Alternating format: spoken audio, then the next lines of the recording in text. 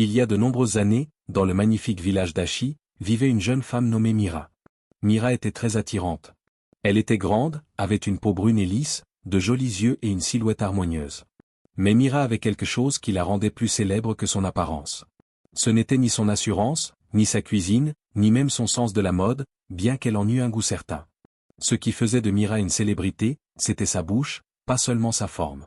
Sa bouche, non, c'était ce qui en sortait. Des ragots purs et crus, juteux et épicés. Les ragots, Mira les propageait à une vitesse fulgurante.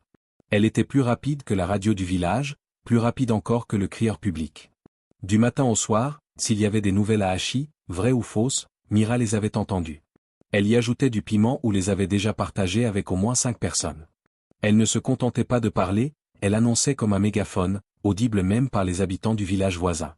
On connaissait le nom de Mira jusqu'à 3 heures de route, lors d'un voyage pour la cérémonie de baptême de sa cousine. En moins de 10 minutes, elle avait déjà raconté aux gens que le bébé avait des jambes arquées et que le mari de sa cousine avait eu un autre enfant à Lagos. Mira disait que c'était un don. Certaines personnes ont de longues jambes, d'autres ont de l'argent. Moi, j'ai de longues oreilles et une grande bouche. Est-ce un crime? Sa mère en avait assez d'elle. Tous les jours, elle criait de frustration, « Viens ici. J'ai donné naissance à une station de radio. Tu dois toujours parler? À chaque fois, tu dois mettre ta bouche partout. » Mais Mira riait et répondait, « Maman, ce n'est pas comme ça que tu le vois. Je ne fais qu'aider les gens à rester informés. Que la fille de Mama Chin est tombée enceinte, ou que je ronflais quand j'étais enceinte. Dieu te jugera, Mira. Tu ferais mieux de changer. » Mais Mira n'écoutait pas. Elle ne l'avait jamais fait, car dans son esprit, à quoi bon savoir quelque chose d'intéressant si on ne pouvait pas le dire? Pour elle, garder un secret ferait exploser sa poitrine. Voyez-vous, Mira ne se contentait pas de colporter des ragots, elle les recueillait comme un trésor. Elle avait 3 stratégies. Chaque soir, Mira s'asseyait devant sa cour, sur une chaise en plastique, mâchant des noix de cajou, faisant semblant de lire une Bible ou un roman, mais ses yeux étaient fixés sur la route. Si une fille passait avec un homme trop bien habillé pour être son frère, Mira le notait mentalement. Puis elle allait au marché d'Achi, sans rien acheter de sérieux. Elle prenait juste quelques petites tomates, histoire de rester près des femmes affairées et d'écouter. Ensuite, elle entrait dans un autre magasin, juste pour entendre les disputes, puis rentrait chez elle avec tous les détails. Mais ce n'était pas tout. L'église était une autre source inépuisable de ragots. Elle faisait partie du service d'accueil, non pas parce qu'elle aimait accueillir les invités, mais parce qu'elle pouvait se tenir à l'entrée et observer les retardataires, ceux qui s'asseyaient seuls, qui avaient un faible pour quelqu'un, ou qui portaient les mêmes chaussures que la semaine précédente. Rien ne lui échappait. Bientôt, tout le village commença à marcher sur des œufs. Les gens faisaient attention à ce qu'ils disaient, et même les enfants étaient avertis, si Mira te demande quelque chose, dis simplement que tu ne sais pas. Les hommes évitaient de la saluer, et les femmes traversaient la rue pour ne pas la croiser. Un jour, on entendit sa mère crier, « Tu as vu un homme étrange me suivre jusqu'à l'arrière de ma boutique? Ne laisse pas Mira entendre ça. Oh, cette fille peut répandre une rumeur plus vite que les moustiques ne propagent le paludisme. » Malgré tous les avertissements, la bouche de Mira ne faisait que s'agiter davantage. Ce qui aggravait les choses, c'était qu'elle n'était pas méchante. Elle n'était pas une fille cruelle, elle ne faisait pas ça pour détruire les gens. Elle aimait juste les ragots. Plus ils étaient croustillants, mieux c'était. Mais un jour, la bouche de Mira heurta quelque chose que ses yeux ne pouvaient pas voir et que ses oreilles ne pouvaient pas supporter. Il faisait chaud, un samedi après-midi à Achi, une chaleur écrasante. Le genre de chaleur qui faisait s'allonger les chiens à plat ventre et se cacher les poules sous les bancs. Les rues étaient silencieuses, sauf à un endroit, chez Mira. Elle était assise dehors, s'éventant avec un éventail cassé, sirotant du zobo froid et faisant semblant de lire un magazine, mais ses oreilles étaient grandes ouvertes. De l'autre côté de la clôture, elle entendait des voix. Mama Doris se disputait avec sa fille adolescente, criant quelque chose à propos d'un téléphone disparu et d'une carte SIM volée.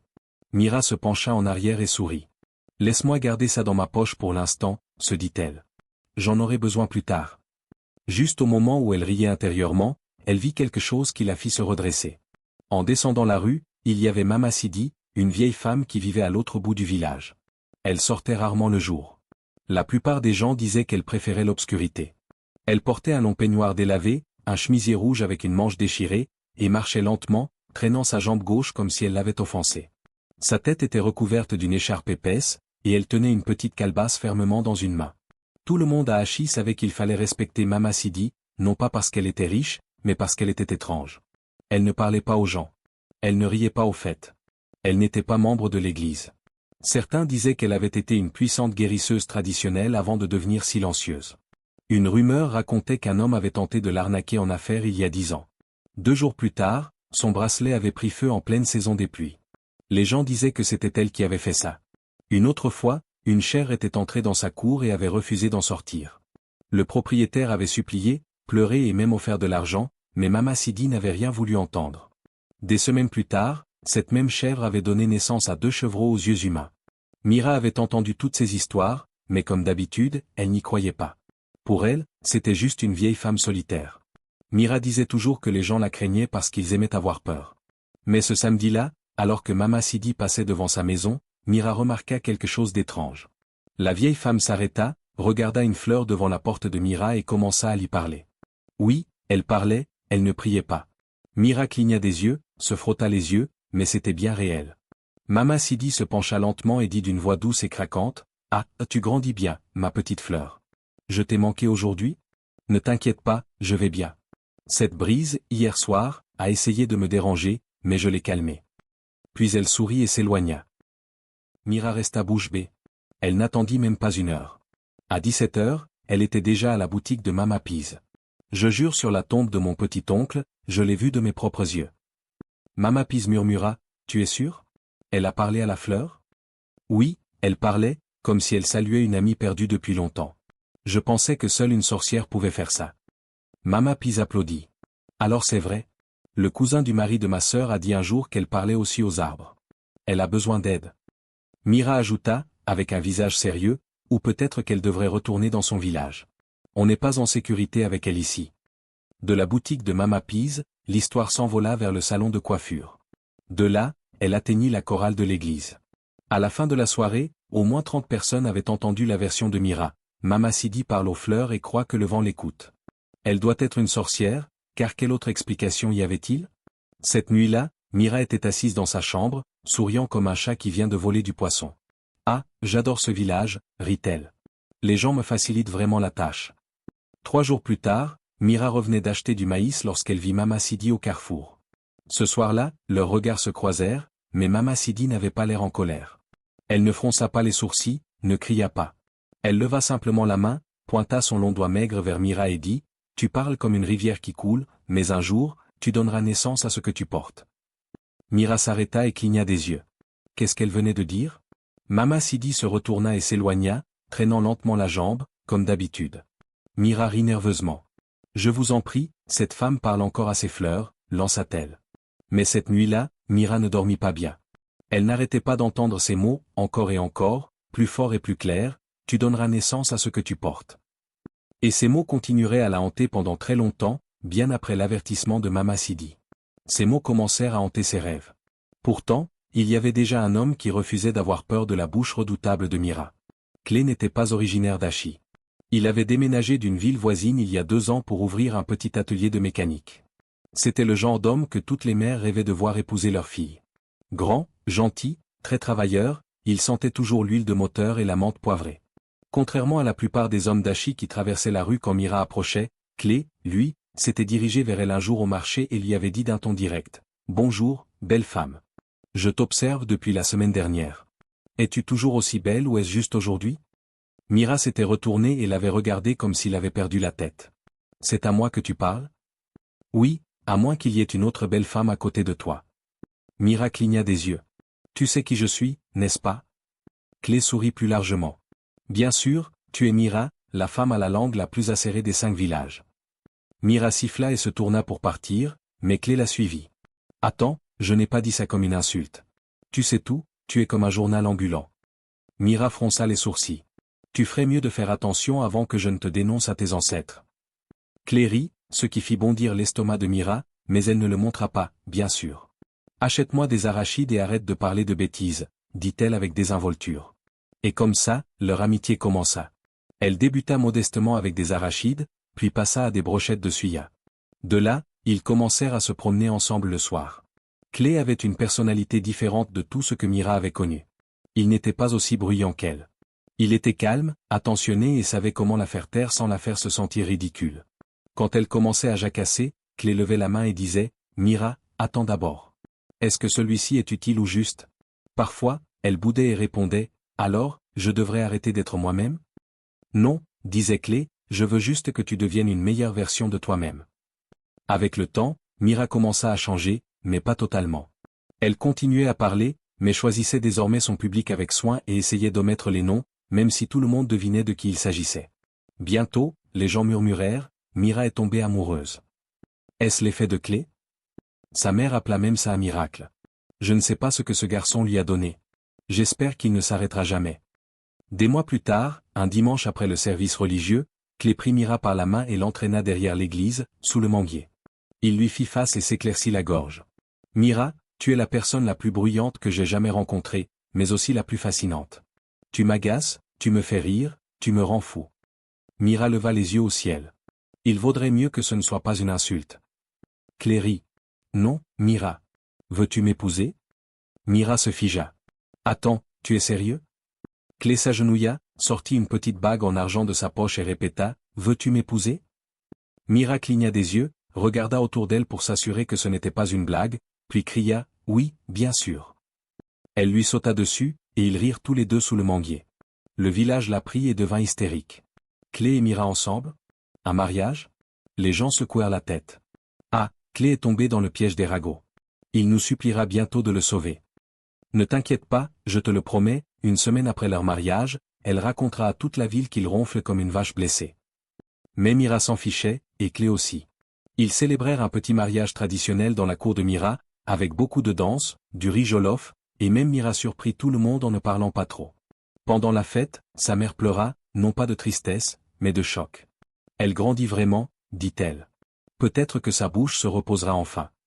Si seulement il savait que la bouche de Mira n'avait pas fini de causer des problèmes. En réalité, les vrais ennuis n'avaient même pas commencé.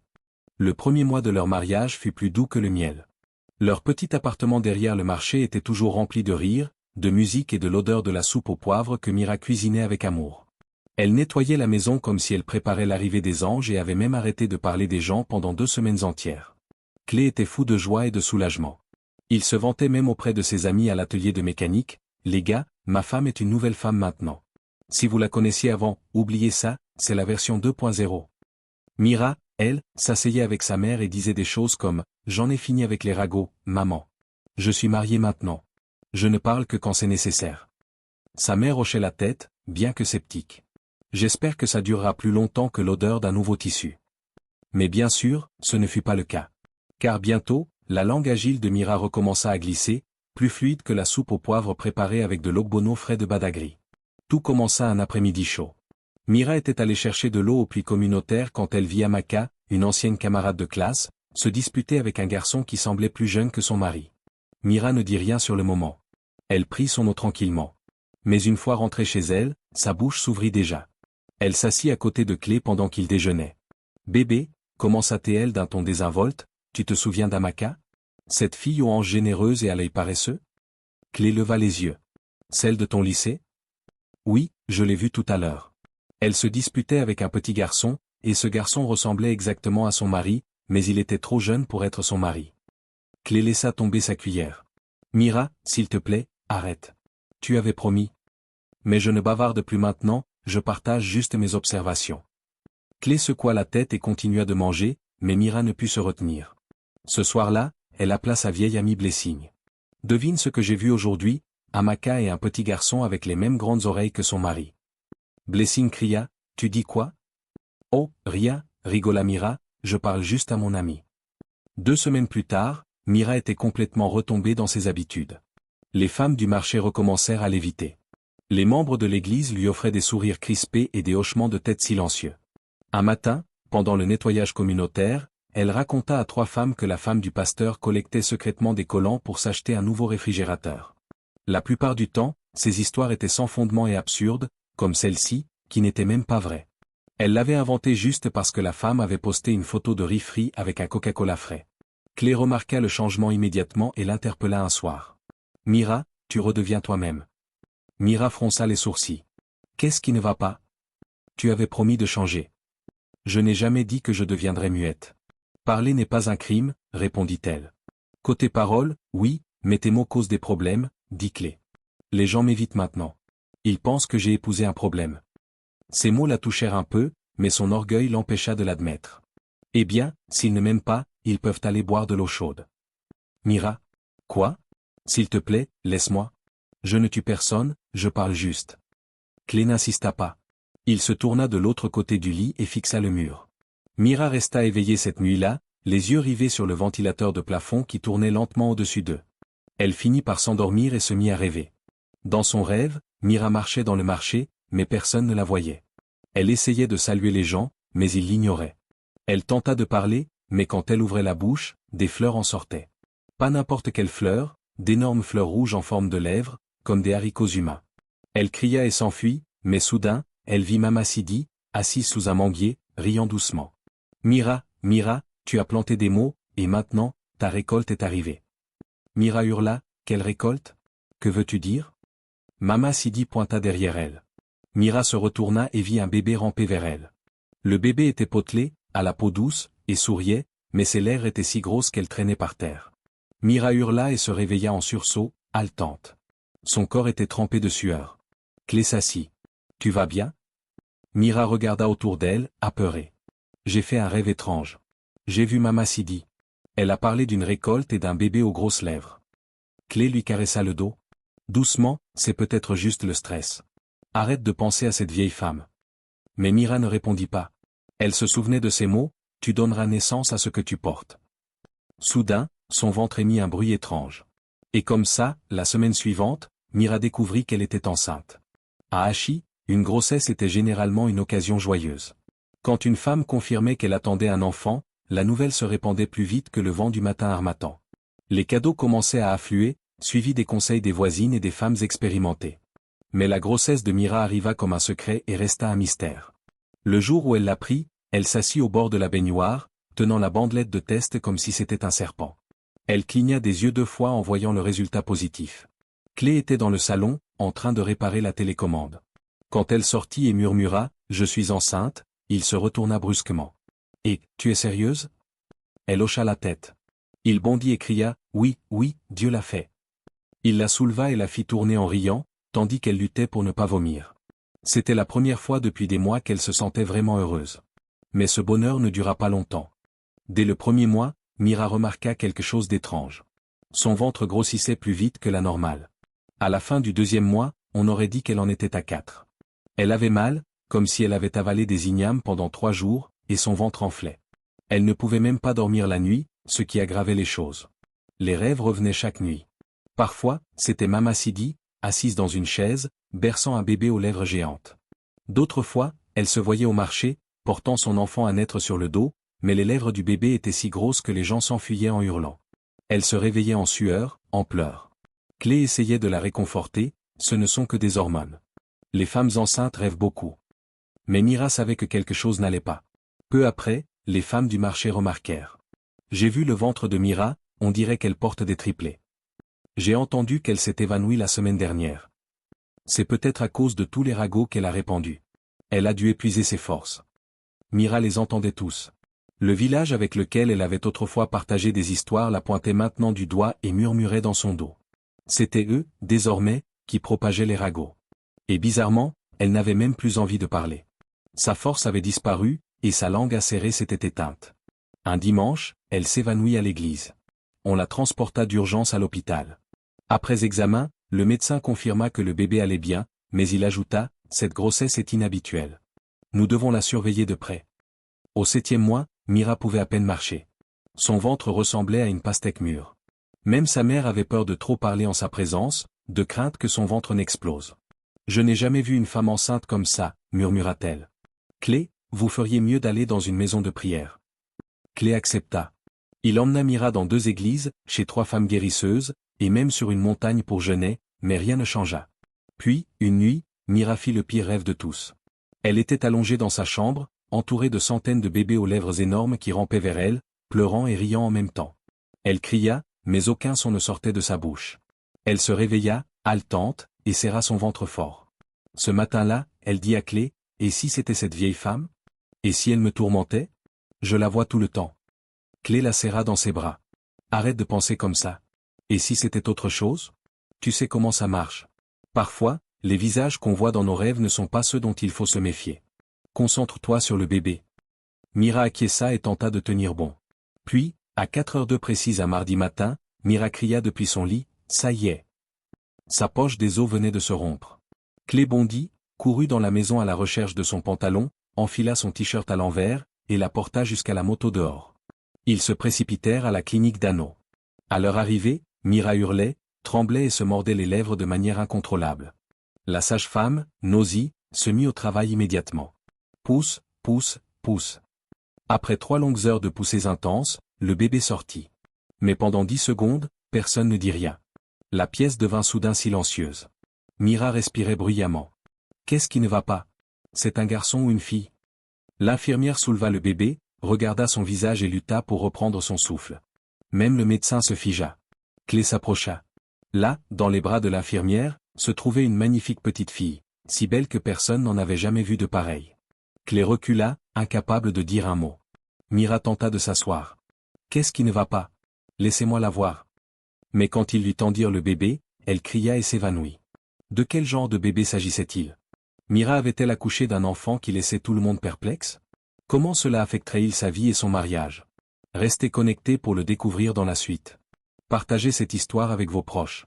Mettez un pouce bleu et abonnez-vous à cette chaîne si ce n'est pas encore fait. En attendant la suite, au revoir.